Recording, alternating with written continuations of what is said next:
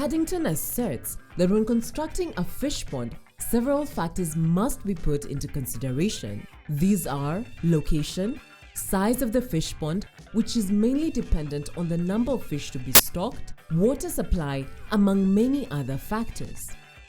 When it comes to doing the production of fish, we normally have trainings that we give to our farmers.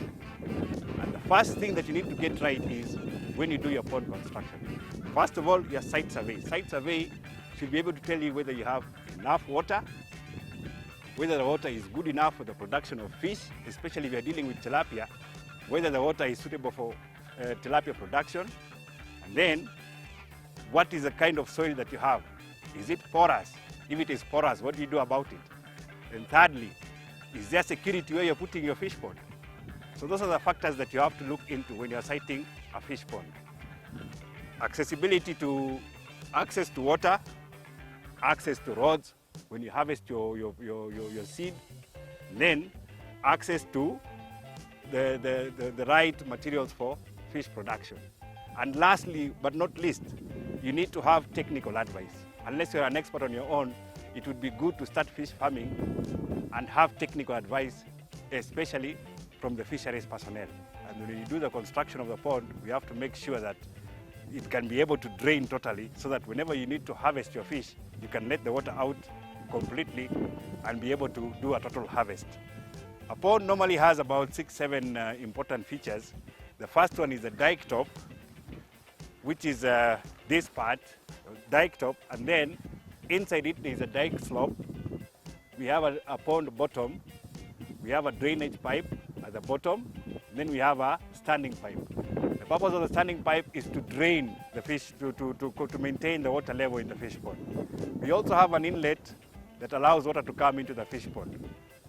So the main features you have to do to make sure that when you're constructing a pond is, 1, the pond should be able to drain totally. 2, you should be able to have a reliable source of water. 3, your dike, inside your pond, it must have a dike slope.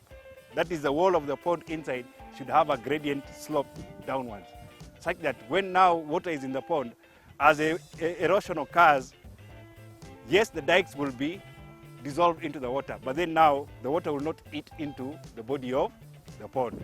Then you'll have a dike top. This is where now, as you do your operations of feeding and harvesting, is where now you're able to walk, and it has to be compacted. After constructing a fish pond, what follows is a series of routine practices to maximize production.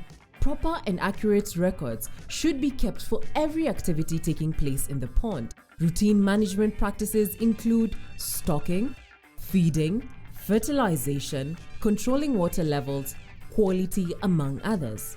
Paddington highlights that it is also important to apply lime and organic manure in the pond before refilling new stock. But before then also, you need to fertilize with DAP and with urea at the rate of 2 grams per meter square for urea, for DAP, sorry, and 3 grams per meter square for urea. So once you've done those calculations, now you'll know what your application rate of fertilizer will be. Please remember, the fertilizer is applied on a weekly basis or on 2 weeks basis, fortnightly, every other week. The purpose why we do that is to ensure that we have the basic food for the fish in the pond. That is a phyto and zooplankton. And it also ensures that the water remains green and it keeps your fish safe from aerial predators like birds. Stocking density of a fish pond depends on fish species and pond productivity. A stocking rate of about 1 to 2 fingerlings per meter squared is recommended for tilapia monocultures. This rate can be increased with improved management to optimize pond productivity. Paddington enlightens us on how much space is recommended for quality fingerlings production. Fish farming, and you go to buy fingerlings from a hatchery. One, you have to make sure it has been well sorted out. These are fingerlings only. And then the packing has been done. We have used pure oxygen in this to maintain the fish so that as you transport them, the level of oxygen within the water does not drop too much. So you are highly likely to reach with a package that has 100% survival. Thirdly, we advise farmers to be stocking fish at 3 fish per meter square. So when you have a pond of 300 meters square, the minimum number of fingerlings that you can put inside is 1,000. For every meter square you put 3. For 300 you get 900. And then whoever is supplying you the fingerlings or the hatchery has an obligation to give you 10% of that number as a cover for mortality, because no doubt 1 or 2 fish might die. But we now advise that you must carry at least 1,000. 900 is what you purchased, and 100 is now cover for mortality. So in total it is 1,000. Fish sorting involves separating a mixed group of fish into different species, such as males and females, immature and mature fish, deceased and clean fish, among many more. Paddington takes us through the advantages of grading, such as selecting fish ready for the market and separating fingerlings and being able to price them accordingly to their size. We have various graders here.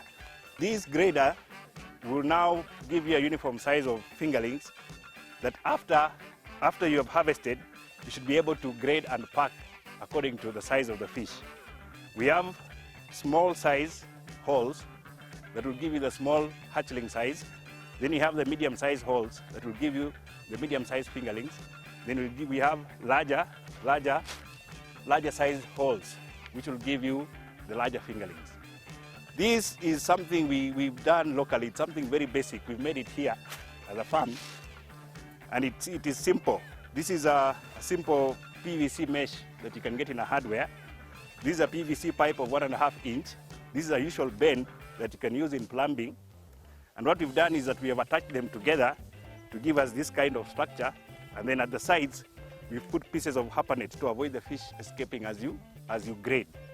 The main thing to do is when you harvest your fish, you put the fingerlings here, then you shake inside a basin full of water, like this. So as you shake, the fingerlings that are small in size will go through the mesh and will remain in the water.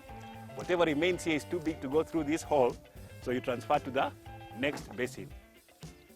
Then the same you'll do to that using a bigger size mesh that will now grade the fingerlings that you put there into the size that you need.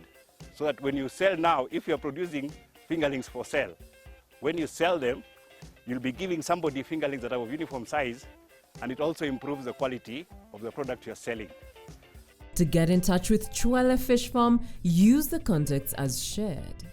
My telephone number is 0722 222 837 or 0733 222 837. I repeat, 0722 222 837 or 0733 222 837. Those are the easiest ways you can contact me. Or my email address is paddingtonodari@yahoo.com. For maximum fish production, a lot needs to be put into perspective, as we have learned on this episode. Be sure to join us for another informative episode of Fish Business here on KTN Farmers TV.